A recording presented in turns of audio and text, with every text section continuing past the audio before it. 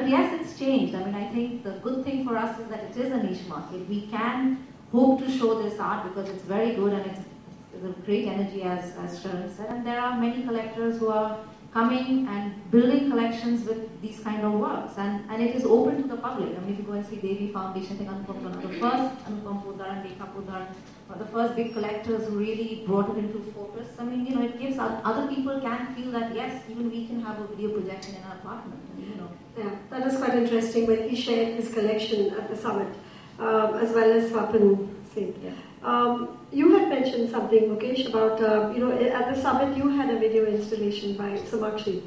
And you said, I mean, I want you to talk about that.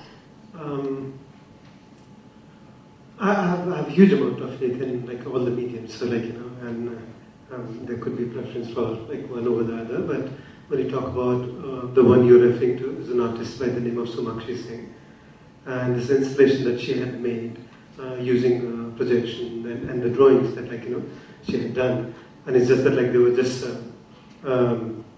fractured drawings, but from a particular vantage point it will seem like, you know, coming together. And so you could, but it was a space, it was a 3D space, you could go inside and experience that space and become part of that work. So it was very experiential. And a work like that, it's very difficult to see that like any a collector who would like bring it home or something. It's not possible. A museum would be very interested, and actually it's going to a museum, so that is very exciting. And yeah, so like that. So it has limitation, what Sree was saying. Different. We're just looking at different people. You're looking at museums, foundations. Yeah, so it does have kind of life after the initial installation. Well, that's quite reassuring because, you know, sometimes you feel that there's so much of creative exercise at play, and what do you do when at the end of the exhibition? I mean, you know, you just wind up, or it's in the archives, or.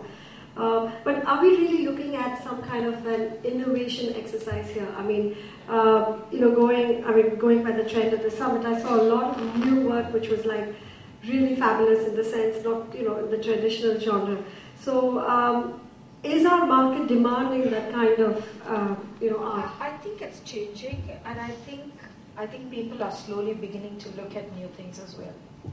I also think because the younger generation is collecting now, and they actually relate very easily to technology. I mean, people of my mother's generation can't understand computers, and if you show them video projections, they're not very clued into this. But the younger generation, who are really tomorrow's collectors, are definitely responding well to the new medium.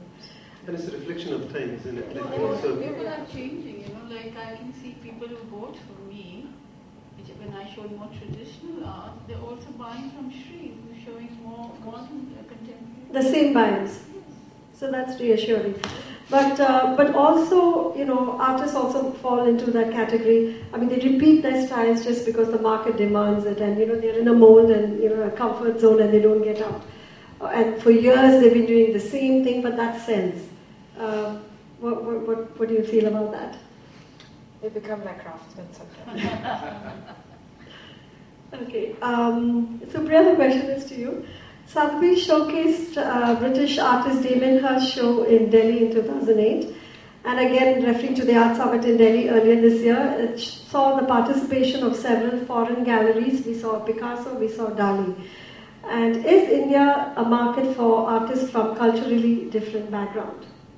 Well, everybody knows India has a huge market because of our growing strong economy. So obviously, like a Louis Vuitton and Versace and all, they're coming to India. So same way, the big galleries also want to have an outlet here, and they want to have big names. I'm sure a very rich, very big houses, or they would like to possess European art also. You know, not only. So you had something to say. But, you know, I think our laws are quite strict because of this import duty. No, but the import duty has been removed for Indian artworks coming into the country, not foreign artworks. And I think that's a little bit of the structure of the socialist systems that we still have here. So I think it will be a long time for the works to come in and for a real market of non-Indian work to be created in India. First of all, our rupee is not convertible. Second, we have these import duties, so it doesn't make the prices very attractive. So I think the functionality of this doesn't actually work. So it is not, I mean, you can't be bringing paintings under your arm and selling them in this country. So the bigger galleries are not going to be able to come in here and do non-Indian works. They might come in here to work with Indian works. But I think it so that's interesting. I mean, so do you see that a possibility? Maybe if the video and on the new media works, I think that might be a way for people to look at the newer and the non-Indian artists. But I think to think that Picassos will sell here the way they sell in France or New York I don't think that's going to happen in the near future. But I think Valera Art Gallery is selling a big thing. They started selling. Yeah, but I think that's such a small market. It's like mostly 12 paintings that come in for, and I don't think it's not really a significant. Well, art market in any case is not a very big market. Let me tell you, art is not everybody's interest. It's the aesthetics and the refinement of some people who, even if you might think it's only for the rich people, no, it's also some very simple people who have interest in art and they would like to possess art. Yeah, they like to see it. So definitely, I think living museums make a big make sense now. There are couples who I know wouldn't buy jewelry, but they would like to buy art instead. You need to say that a lot louder here in Chennai, because I know for a fact that I myself, I would buy jewelry as well.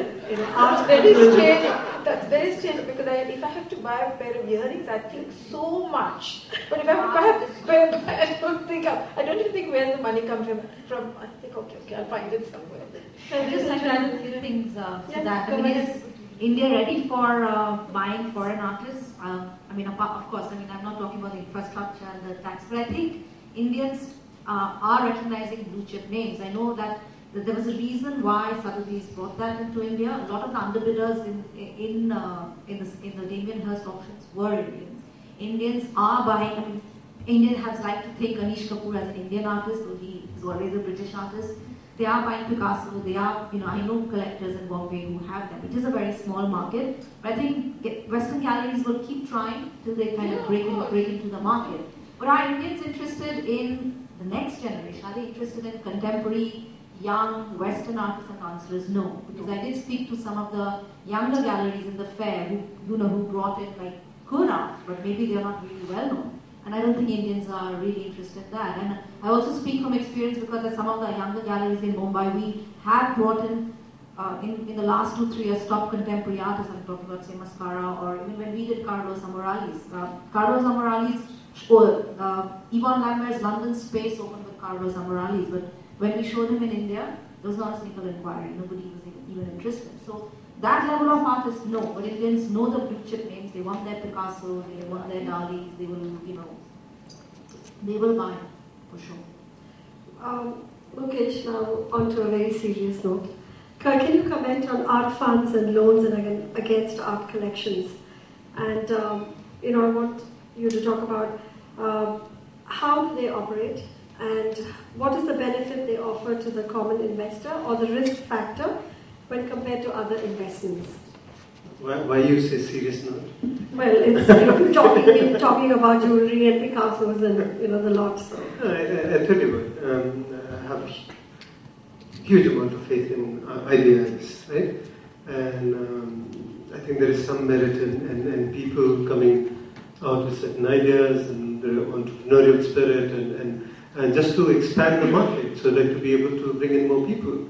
And if you have it in you, and if you can create a product to get people interested, but keep it clean. Just be very transparent about it. Unfortunately, what we have here, when you talk about SEBI, which is Stock and Exchange Board of India, they do not have regulations in place. So whenever so just going back on art fund, it functions like mutual fund. So you collect money from the market, whatever corpus, X amount from whatever. Suppose there are like 50 people. It could be 3 years, 5 years, 7 years, 10 years, close-ended preferably. That's what they say, because you will not be able to exit midway, and that's how they want to protect themselves too. And the idea is to deploy that money into art, which you're able to sell at a profit, to be able to distribute profit like that. They're successful art funds and they're very unsuccessful art funds, like everything else.